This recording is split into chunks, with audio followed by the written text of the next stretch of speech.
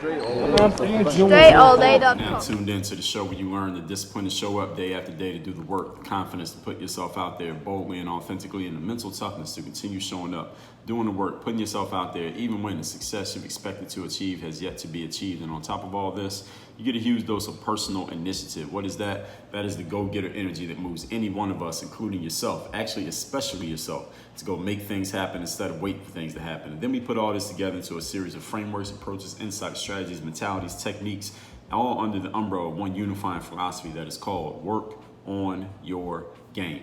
My name is Dre Baldwin, also known as Dre All Day, and welcome to the show.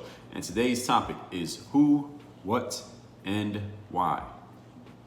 This that I'm going to break down here today is your framework for selling to your ideal client.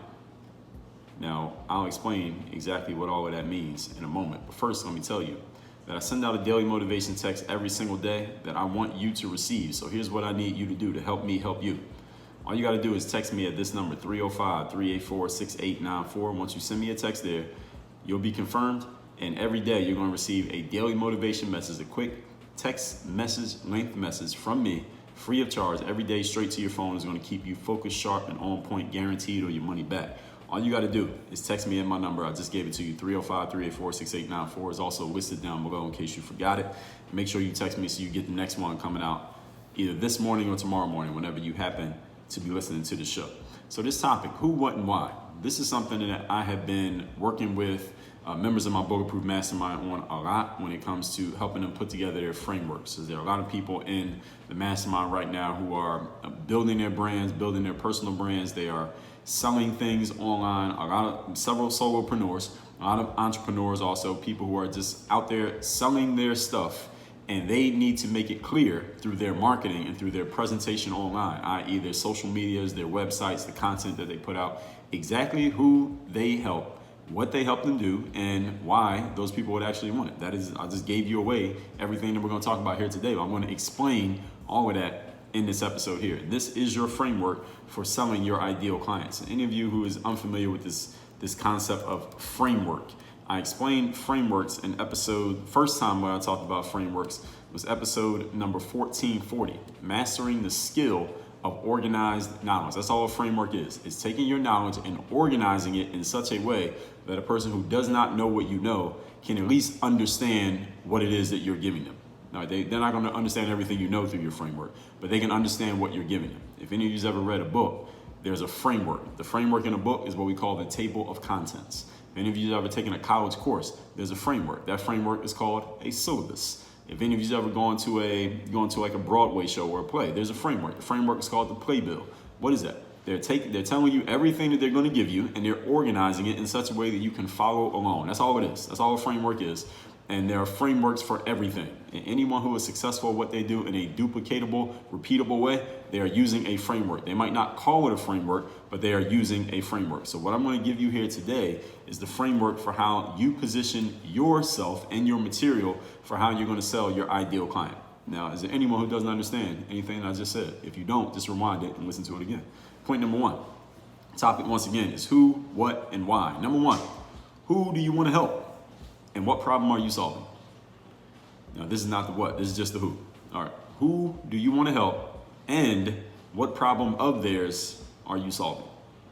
This is a very important question and it sounds like a very simple one, right? For those of you who are not in the market of creating a framework, those of you who are not trying to do anything, like you're not trying to write books or do speaking gigs or coach anybody one-on-one, let me ask you, doesn't this seem like a pretty simple question? Doesn't it seem like a very obvious thing to ask yourself if you're going to sell anything in the world? I don't care if you're selling it online, offline, however you're doing it. If you're going to sell something, you probably want to know who you're selling it to and what problem you're solving with your offer, with your product, your service, your goods, or whatever it is that you're offering, right? This sounds pretty obvious, right? At least it sounds obvious now that I told you, right? Now, here's the thing. There's something that I've noticed is very interesting. Actually, it's more frustrating than interesting, is that there are a lot of thought leaders, intellectual property sales people out there who have never even thought of this question, let alone can they answer it when you ask them. Who are you helping, and what problem are you solving? Isn't that amazing? There are a lot of people out there with podcasts, they write books, They want to do speaking gigs. They want to coach people one-on-one. They want to do all of this intellectual property, thought leadership stuff. But if you ask them, all right, let's look at the things that you're offering. All right, this book you have here, this product you have here, this course. Who is this for, and what problem does it solve? They can't answer the question. This podcast right here, who is this for? This show is for a person who wants to maximize their potential. That's who the show is for. That's a pretty broad audience, but there's a pretty broad audience to the show. You'd be what's the word? You'd be surprised to notice, maybe you would. But what problem do I solve? Well, I tell you at the beginning of every show, showing up every day. People who want to get better at showing up every day. People who want to put themselves out there boldly and authentically, but maybe they're not doing it right now. Maybe they just don't have the confidence to do so. People who have dealt with setbacks and they want to figure out, how can I keep going despite the fact that I'm facing setbacks? Or people who want to stop sitting around and waiting for things to happen to them in life or in business, and they want to actually go start making things happen in life or in business. I lay it out for you every single day. I tell you what problems I'm solving every single day on the show. Now, who I'm solving them for? Well, listen, I got people who listen to the show all the way from people working in the financial world, to people who ride horses for a living, to teenagers who are trying to make their JV basketball team, to grandparents who listen to the show and they pass it on to their grandkids. There's a very broad audience of people who listen to the show. And if you look at the topics here, you notice that I jump around. There are different topics that I talk about every single day. So I don't try to narrow exactly who can listen to the show. I put it out there for anybody to get, because the topics that I talk about can range to a lot of different people. Now, if you look at my offerings, the stuff that I put out, you read my emails, you notice not everything I put out is going to be specifically for you, but some things I put out are specifically for you. So I have different verticals and different audiences that I serve, just because of the eclecticness, if that's a word, I just made it up if not, eclecticness of what I've offered over the last damn near going on 20 years here. So who do you want to help, and what problem are you solving? With any specific offering, you should be able to answer this question. Who do you help? And so let me tell you one of mine as an example, just so you understand. The more specific you can get, the better, by the way, because then you'll know exactly who you're targeting. It'll be very easy for you to, number one, make sure that they know that you're talking to them. And number two, it'll be much easier for you to speak their language, because you're only talking to a specific, very specific person. So for example, I have a book called The Overseas Basketball Blueprint. And I have 3 other books on overseas basketball. One of them is about exposure camps. Another one is about basketball agents. And another one is about the business side of the game. Those books are called, I forgot the name of the agent's book. And the one's called The Truth About Overseas Basketball Exposure Camps. There's one about how to get a basketball agent. The other one's called Overseas Basketball Secrets. But those 4 books are all about overseas basketball. Everything you need to know about playing professional basketball overseas is covered in those 4 books. Now, who is that for? The Overseas Basketball Blueprint and the subsequent books are for a specific person. Here's the person. This is the basketball player who believes he or she is a professional caliber player, yet they are not playing professional basketball. They're just not playing yet. They want to play, they haven't gotten on yet. That's the who. And what problem am I solving? I'm solving the problem of them feeling as if they have a lot of talent and potential for basketball, yet they are not getting paid to play basketball. That's it. That's the who and the what. Pro level player who's not playing pro, whose problem is they have the talent to play pro, but they're not actually doing it. I close that gap. I build the bridge for them between their talent and the pro jobs through those books. That's the Overseas Basketball Blueprint. This is the first question. Now I'm out of the example now. This, who do you want to help and what problem are you solving? This is the first question that you need to ask. The first question you ask is not. Here's the question that many people ask first, and this is a incorrect strategy. They're doing things out of order. Is most people ask themselves, what do they want to offer? What do I want to offer other people? But that's not the first question you should ask. The first question is, who am I going to help? When you know who you want to help and what problem you are solving, then you can move on to the what do you want to do for them. So your first step, observe the landscape and identify a problem to be solved. The good thing with doing this as your first step is that every human being on the planet has at least one problem. There's nobody who's listening to this right now who has 0 problems. Everyone who's listening to this right now, there is someone out there who is selling something that could solve a problem that you have at this exact moment. That's an absolute fact, including myself. Everybody has a problem that can be solved by somebody. Now, your job as a salesperson is to not try to solve every single person's problem that you come across, but your job is to figure out whose problem do you want to solve that you are capable of solving, because you can't solve every single problem. For example, I know someone right now who is looking for a home in Miami. They want to buy a house in South Florida. Now, I know that they have this as a problem, and I also have a pretty good idea how much they want to spend on that house. I know about this. I know the information. They told me directly. The thing is, though, for me, is that I'm not going to try to solve that problem because I don't have the skill set to solve that problem. I'm not interested in solving that problem. However, if there's a basketball player out there who believes he's good enough to play pro, but he doesn't have a contract yet, I can help them solve that problem by sending them to balloverseas.com so they can get their free copy of my book, The Overseas Basketball Blueprint. So understand, you don't have to solve every problem.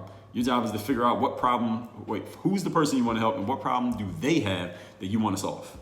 And you want to ideally pick a space in which there are a lot of people with that problem that you can keep solving it over and over and over again. You don't want to solve one tiny little specific problem right now and then there's nothing else to do for that ever in the future. For example, back 20 plus years ago, let's say around 1999, a lot of people were talking about the Y2K bug. And those of you who are old enough, you remember this. Everyone's talking about the Y2K bug. What is that? The theory was that when the calendar turned to January 1st, the year 2000, that a lot of computerized systems would falter and there would be complete chaos because all the systems that we had up to that point were saying like 19, or even from the 1700s, 1800s, everything was set up 1991, 92, 93, 94, 95. And then when everything turned to 2000, the computers were just having a brain aneurysm because nobody was expecting us to get to the year 2000, I guess. So all the systems will have to be reworked and fixed, and it would be complete bedlam, and who knows, there'd be spaceships flying around and Martians would take over the planet because of this Y2K bug that was going to smash and destroy all of us as soon as we got to January 1st, the year 2000. And those of you old enough, you remember this, how the Y2K bug was an actual news story at the time.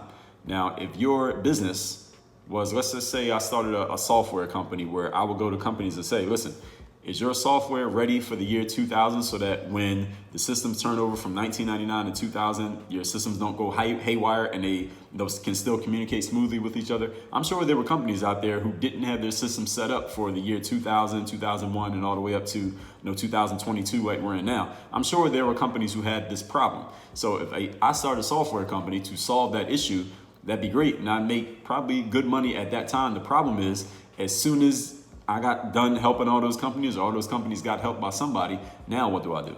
So that was a market that would eventually dry up. So you want to pick a market that you can continually solve a problem over and over again. So try to look for a problem that someone is either, that person's going to have the problem over and over again. For example, if you sell food, all right, the person will always have the problem of wanting something to eat. All right, they'll never run out of that problem until they die. Or a problem where once you help that person, there's another wave of people coming in right behind them who's going to have the same issue. An example of that would be, let's say, students getting out of college with student loan debt, and you want to help them reconsolidate the loan and get a low payment so they can eventually pay it off at some point, maybe in their 50s, they can pay off that student loan debt. Then every year there's another group of college graduates who are going to have student loan debt for the foreseeable future until colleges crash. Eventually the college bubble will burst, and then those student loan debt refinances, they're going to have to find new work. But you get the point that I'm making here, right? So we're still on point number one. The topic is who, what, and why. And this first point, who do you want to help and what problem are you solving? This is the first question. So observe the landscape, identify a problem. The good thing, everybody has a problem. When you identify another person's problem, you immediately have their attention. And I should add to that sentence. When you identify another person's problem and you communicate that you know their problem, then you have their attention. You don't even have to have the solution yet. As long as you communicate that you know what their problem is, they're listening. And every human being has at least one problem. And here's one more thing you should know about this. And this is why this is the first question you should ask yourself is who you want to help and what's their problem. People will pay anything to solve a problem that is big enough or acute enough. If that problem is large enough that they can't focus on anything else, they will pay anything to solve it. Or if that problem is specific enough to an area of their life that is important enough to them, they will pay anything to solve it. So for example, let's say a problem that's big enough. I remember when I was in college, I used to eat a crazy amount of candy. I mean, a ridiculous amount of candy. And when I was in college, I wasn't even going to the dentist regularly. So I would get these toothaches. I remember one night I had a toothache that was so bad in the middle of the night. It was like 2 o'clock in the morning. I woke up out of my sleep. I couldn't even sleep. The toothache was so bad. And I drove to the local grocery store where I was at in school in Altoona, Pennsylvania. And I had to buy some, I don't even know what you call it. I forget the name of this stuff. Good thing I forgot what it's called because I had bought it before. That you put on your gums to numb the gum because the pain was so strong because I'd been eating so much candy on that side of my mouth. And I still remember how that felt at that time. That was a very big problem. I could not focus on anything else until I solved that problem. So I was willing to pay. It didn't cost a lot of money. The stuff that I bought was maybe, who knows, $4, $7, something like that. But I paid. That company made some money because they were solving a problem that was so big that I could not do anything else until that problem got solved. And eventually I went to the dentist and I paid them to solve that problem. I spent thousands of dollars at the dentist getting my teeth fixed because I messed my teeth up by eating so much candy and not going to the dentist for some time in those years. But that was a big problem that blocked me from focusing on anything else. An acute problem that maybe you can do other things, but you're so focused on that problem that you probably don't want to do anything else. You kind of conflate these in a way. Is, let's say you have the family dog, and the family dog is very sick, or the dog broke its leg, or the dog has some kind of issue, and everybody in the family is worried about the dog because the dog is like when the dog is part of the family, is almost like another human, right?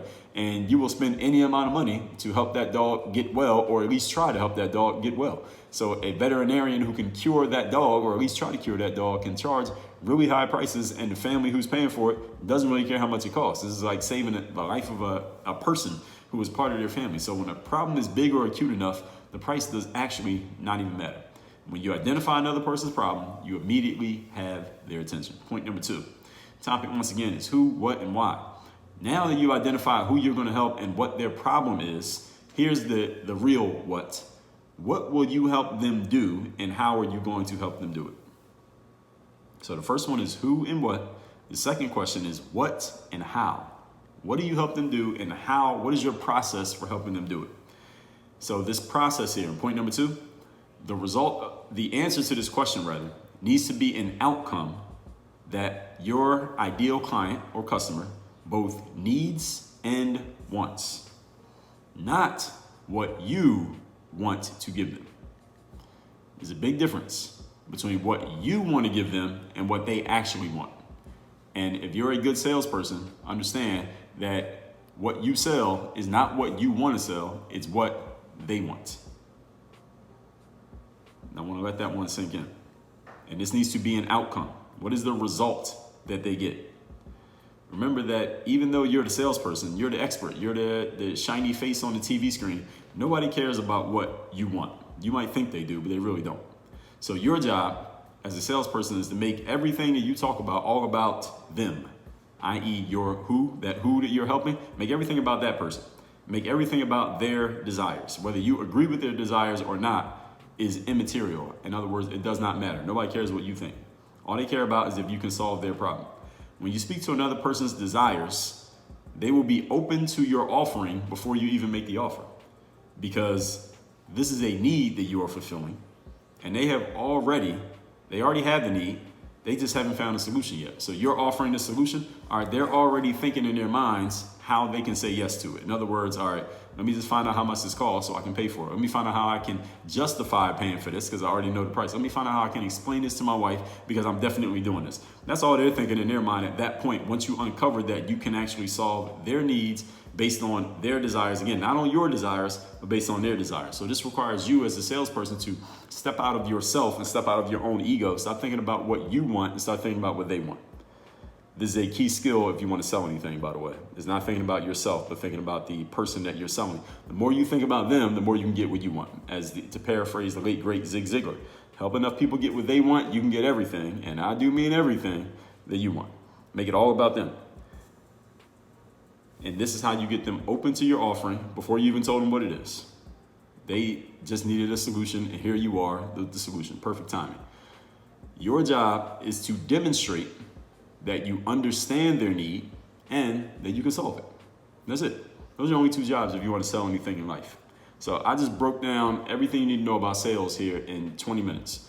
Identify who you want to help. Identify a problem that is big or acute for them that they can't not pay attention to. Then you make it clear to them that you understand that problem, and then make it clear that you can solve it. And then just make sure you're telling the truth. All right, don't be lying that you can solve it and then you can't solve it. As long as you say you can solve it and then you prove that you can, you'll make a sale. Those are 5 points right there. Somebody should write that down. Make it easy for them to say yes. If you follow everything I just told you, it's very easy for them to say yes. Now, the last part is you actually delivering and proving that you actually can solve their problem. You do that, then they'll just keep coming back to you over and over again. They will refer their friends, and you'll have a steady stream of business for as long as you plan on doing it, as long as you pick the right market. Everybody following me so far? Let's move on to point number 3. Today's topic, once again, is who, what, and why. This is a framework for selling your ideal clients. First of all, figuring out, then selling your ideal clients. Number 3, why do they want it, and what will this solution do for them? So here's another step here to go into your sales process. So the first thing, identify the person. Second, identify what they want. Third, identify that you understand it. Fourth, identify that you had a solution. Now, fifth, here it is. Find out why they want this solution. Why does it matter to them? What is it going to do for them? What is the meaning for them that will drive them to action? Now, you might be thinking to yourself, well, Dre, didn't you just talk about that? That they have this big acute problem, and if it's big enough or acute enough that they will pay anything to solve it? Why are we asking this question again? Why do we need to answer the question of why they want it and what it's going to do for them? Well, I'm going to tell you why. Here's why. Human beings, that's me and you, we buy things based on our emotions, and we justify those purchases based on logic. So your job at this point, because all we did through the first 2 points is we logically understand their problem, and we logically understand how we can solve it. And hopefully we help them understand it. But often this is not enough to move somebody to action. And let me prove it to you. How many of you right now have a problem in your life that you logically know the solution to the problem? You know exactly what needs to happen to solve that problem, and it is within your capabilities to do it. But you're not doing it. Let me say it again. I want to make sure you heard me, because everybody who's listening is laughing at themselves right now because you know I'm telling you the truth. How many of you listen to this right now? Let me just say you personally. You have a certain issue in your life that you know needs to be addressed. You also know exactly how to address it, or at least you have a pretty good idea of how to address that issue. It might work, it might not, but you know what needs to happen. Yet, despite the fact that you know this is an issue and you know what to do about it, you aren't doing it.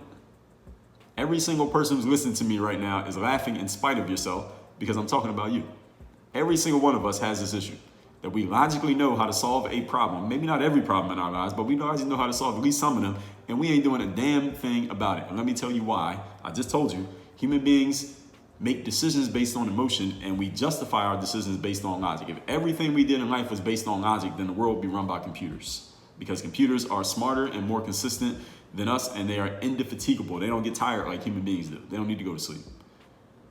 So the reason humans run the world and not computers is because of emotion, because of rationalization, because of these irrational things that we as human beings do to computers. They don't have this problem.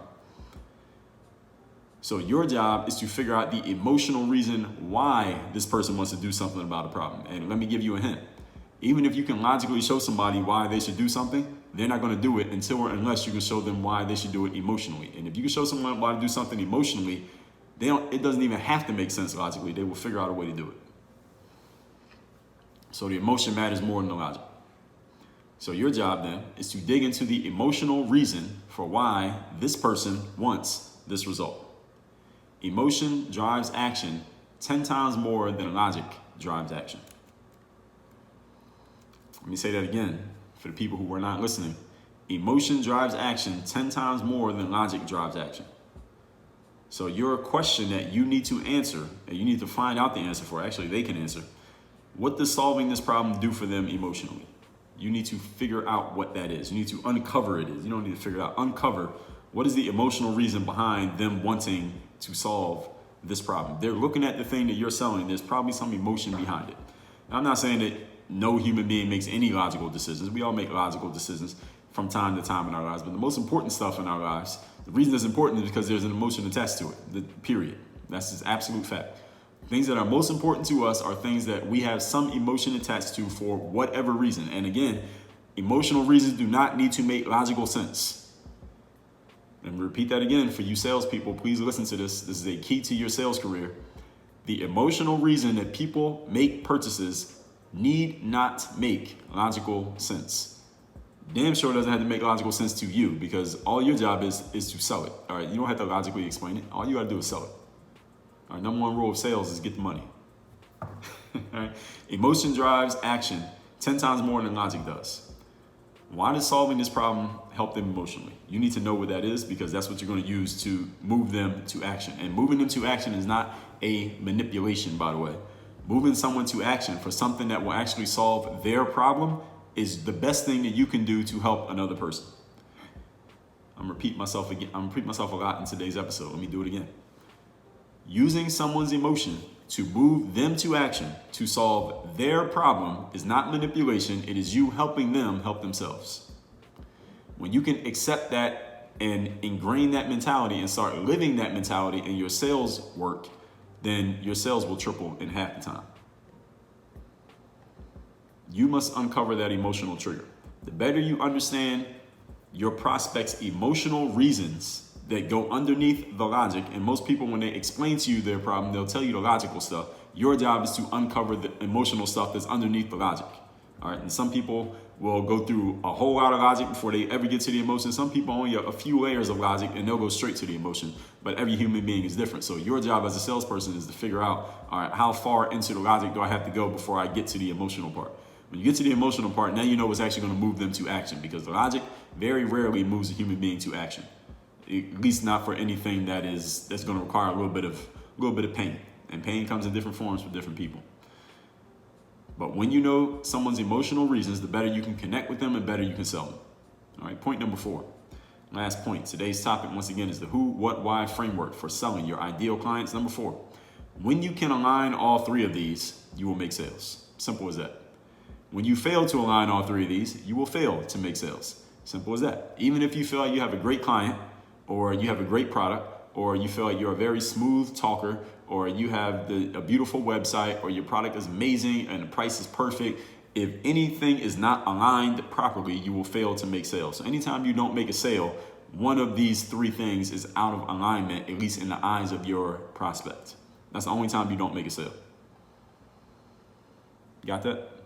When you don't make a sale, or when you don't align these 3, rather, who, what, and why, you will struggle to make sales. Don't be discouraged, though. When you fail to make a sale, don't be discouraged. All you have to do is figure out which of these pieces needs to be changed and updated. And the best way to do that is to get help from somebody who can identify this framework and help you figure it out, so you can do it strategically and logically, not emotionally. Now, again, on the sales side, you need to be logical, but you're going to use their emotion to move them to action. At the prospect side, they can be whatever they want. Everyone on the planet needs something. There's no one on this planet who everything in their life is just perfectly straight and aligned and everything is exactly as it needs to be. If there is, wait about 2 minutes and I guarantee you'll have a problem all over again. Everybody needs something. So if you are not making sales successfully, it's only because you just haven't found the right alignment of all 3 of these just yet. When you hit it, it will work. So don't quit. Just figure out, how do I figure out this alignment? And the best way you can do that is, again, get help from someone, a fresh set of eyes who can see what you're doing and they understand this framework and they can help you figure it out. In my Bulletproof Mastermind, this is what we've been doing for weeks, with outside of even the trainings that I do, but inside the member-only community and in the Q&A sessions on the calls, the live training calls I do every week, is working on people's selling frameworks. Like, why is this not working? What piece is missing here? What is out of alignment? We've been doing this every single week in the group. So when you hit it, it will work. When you don't hit it, it won't work. Simple as that. Let's recap today's class, which is who, what, and why. This is a framework for selling your ideal client. Number 1, who do you want to help and what problem are you solving? The more specific you can get, the better off you will be. This is the first question to ask. Do not ask what you want to sell. Nobody cares what you want to sell. People only care about their own problems. When you identify somebody's problem, you immediately have their attention. Number 2, what will you help them do and how do you help them do it? This needs to be an outcome that they need and that they want, not just what you want to give them. Nobody really cares about what you want. They care about what they want. So make it about them and their desires. When you speak to someone's desires, they will be open to your offering before you even tell them what the offering is. All you got to do is demonstrate that you understand their need and that you can solve it. Make it easy for them to say yes. Point number 3, why do they want it? And what will this do for them? What is the meaning that drives them to action? Remember that humans are emotional creatures. We are driven more by emotion than we are by logic. We make decisions based on our emotions. We use logic just to come up with a rationalization for our irrational emotional decisions. Your offer must uncover an emotional trigger for them. The better you understand their emotional reasonings, the better you can move a person to action. And by the way, it is not manipulation to use someone's emotions to move them to action if you're using their emotions to move them to an action that will help them out. Now, if you move them to an action that's going to hurt them, that is manipulation. So it's an ethical thing for you. As long as you know you're using that emotion to move them to something that will help them out, then you should have no qualms about using someone's emotional triggers to move them to action. It's actually your moral obligation. Point number 4, when you align all 3 of these, you will make sales. When you do not, you will struggle to make sales. Every human being on this planet has a need. Nobody on this planet has a perfect life. Everyone has something that they want to fix and make better. So that means you have potentially 8 billion potential customers on the planet. Your job is to figure out who of those 8 billion you want to help and what problem of those 8 billion do you want to actually solve. And every human, I don't know too many humans who only have one problem. Most people got a bunch of them. So you got 8 billion times however many problems you think the average person has, probably a lot. So there is no shortage of opportunity out here. There's definitely no shortage of money. So if you're not making sales, it's just because you have not found the right alignment of all 3. But when you hit it, guaranteed it will work. Now, I want you to text me. Tell me the best insight you got from today's class, or text me just to get my daily motivation text. My number is 305-384-6894. And if what you just heard today, this who, what, why framework, this sounds like something that you could use help with, something that will help you make more sales, get more clear on how you're marketing and promoting and selling yourself and your offerings, then I want you to join me in the Bulletproof Mastermind. Every week, I'm doing a live training. We're talking business and mindset. There are other members in there who have experience in entrepreneurship and sales and business, including myself, and we help each other out. We bounce ideas off of each other. We work through each other's frameworks, build websites, build landing pages, build offerings, make sure that your stuff is lined up the way that it needs to be so you can sell who you want to sell to. All of that's happening in the Bulletproof Mastermind. So if you want to get your stuff out there using this framework that I just explained and make sure that yours is aligned with your ideal person so you can actually charge whatever you want and make what you want. I mean, isn't that what everybody wants?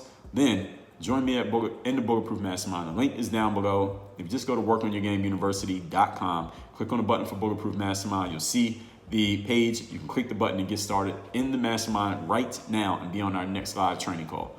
Work on your game. Dre all day.